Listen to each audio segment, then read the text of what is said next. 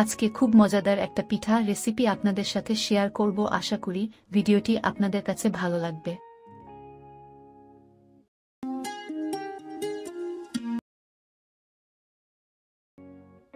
সর্বপ্রথম শিরা করে নিব, তাই এইখানে চিনি দিচ্ছি 2 কাপের মতো।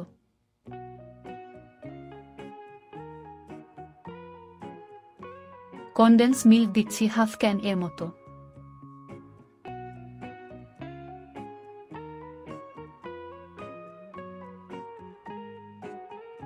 এরপর দিচ্ছি নারিকেল। এখানে একটা নারিকেলের পুরোটাই দিচ্ছি, আর নারিকেল হালকা একটু বেটে নিয়েছি।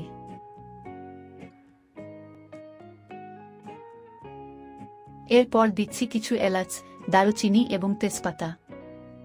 এরপর 2 কাপ পানি দিয়ে সবগুলো উপকরণ ভালো করে মিশিয়ে নিব।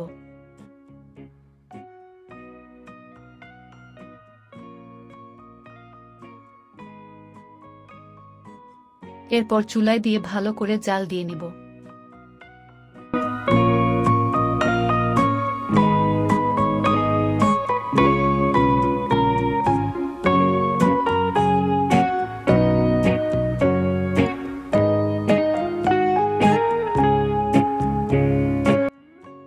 চিনি পুরো গলে গিয়ে শিরা যখন ফুটতে শুরু করবে, তখন চুলা থেকে নামিয়ে নিব।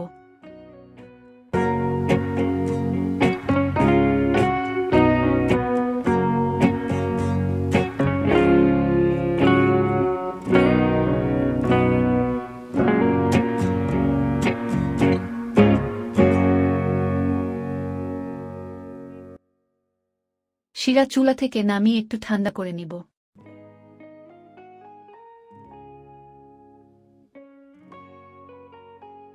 এইখানে চাউলের গুঁড়া নিয়েছি 1.5 কেজির মতো। এবার পরিমাণ মতো লবণ দিয়ে গুঁড়ি মাখিয়ে নিব।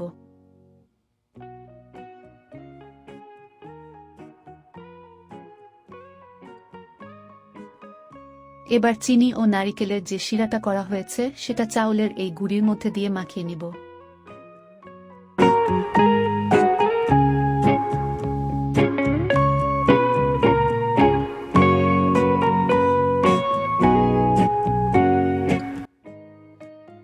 একবারে পুরোটা ঢেলে দেয়া যাবে না, অল্প অল্প দিয়ে মাখিয়ে নিতে হবে।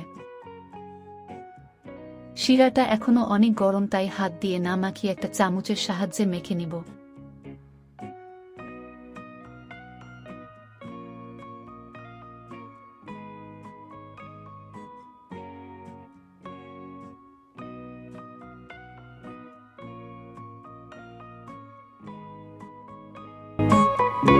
এবার হাত দিয়ে গুঁড়ি ভালো করে মাখিয়ে নিব, যাতে শিরাটা গুঁড়ির সাথে ভালো করে মিশে যায়।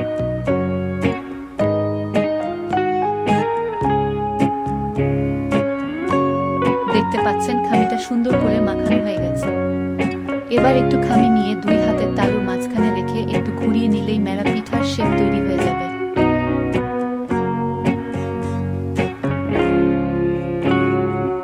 দেখতে পাচ্ছেন, দেখতে কি সুন্দর লাগছে।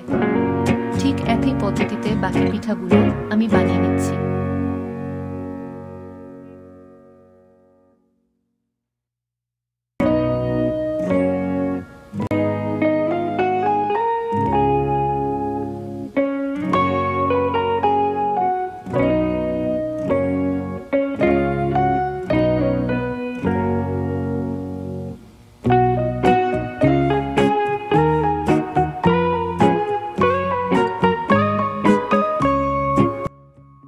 এইভাবে করে আমি পিঠাগুলো বানিয়ে নিয়েছি।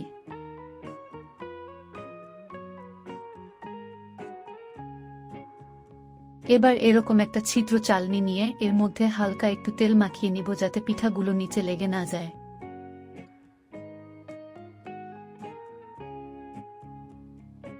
পিঠাগুলো একটা একটা করে চালনির মধ্যে সাজিয়ে নিব।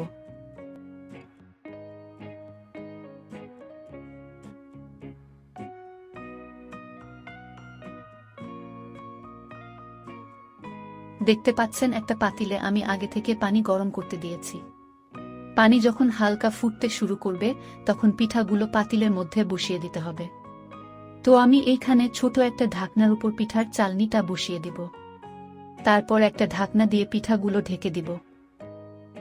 15 থেকে 20 মিনিট পর ঢাকনা সরিয়ে দেখে নিব পিঠাগুলো সিদ্ধ হয়েছে কিনা। তার জন্য একটা কাঠি দিয়ে পিঠাগুলো এইভাবে করে দেখে নিচ্ছি যে পিঠার ভিতরে কাঁচা আছে কিনা। দেখতে পাচ্ছেন কাঠিটা কিন্তু ফ্রেশ, তার মানে পিঠা কাঁচা নাই, সুন্দর সিদ্ধ হয়ে গেছে। তাই পিঠাগুলো এখন চুলা থেকে নামিয়ে নিব।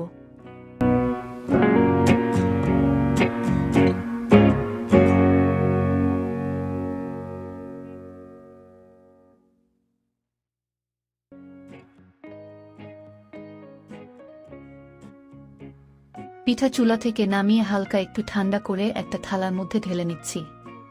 কয়েকটা পিঠা একটু লেগে গেছে।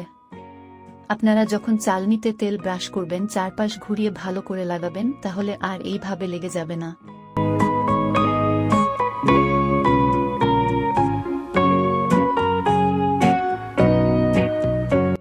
পিঠাগুলো দেখতে যেমন সুন্দর লাগছে, খেতেও বেশ মজাদার। তো দেখে নিলেন কিভাবে মেরা পিঠা বাড়িতে আপনারা তৈরি করবেন। আশা করি আমার আজকের এই পিঠার রেসিপি আপনাদের কাছে ভালো লেগেছে। নতুন ভিডিও পেতে চ্যানেলটি সাবস্ক্রাইব করে সাথে থাকবেন। ধন্যবাদ।